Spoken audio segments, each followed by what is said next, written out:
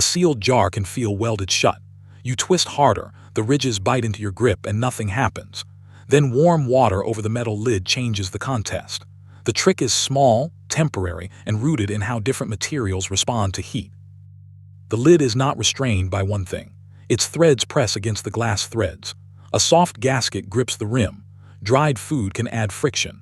If the jar was sealed hot, cooling the contents can also leave lower pressure inside than outside. To open the jar, your turning torque must overcome friction and the clamping force at the rim and threads.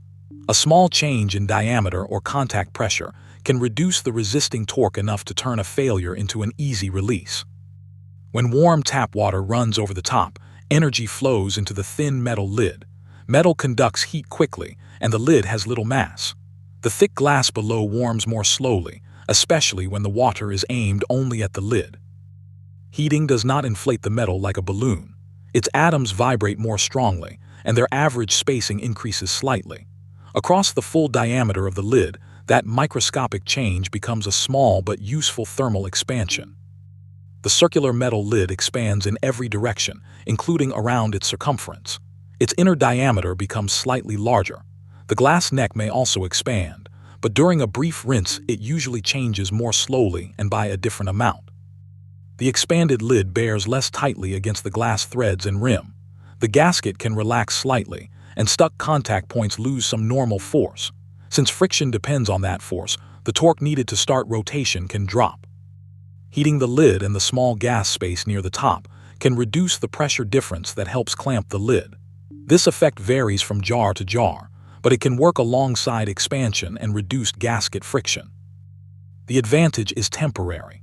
Once the lid and glass approach the same temperature, their relative expansion becomes smaller. Turning soon after warming, the lid makes better use of the short period when the metal is ahead of the glass. Water can make the lid slippery even as heat loosens it. Drying the surface and using a towel or rubber grip increases the friction available to your hand. The lid becomes easier to move only if your grip can deliver the required torque. Very hot or boiling water is unnecessary and can create burn risk or thermal shock, especially with damaged glass. Warm tap water directed at the lid is the controlled version of the experiment. Inspect the jar before applying force. The same idea appears in shrink-fit machinery, expansion joints, metal jar rings, and a tight metal cap on a glass bottle. Engineers use differences in thermal expansion to assemble, separate, or protect connected parts. A thin metal lid should respond faster than the thick glass jar. Heating the whole jar removes some of that difference.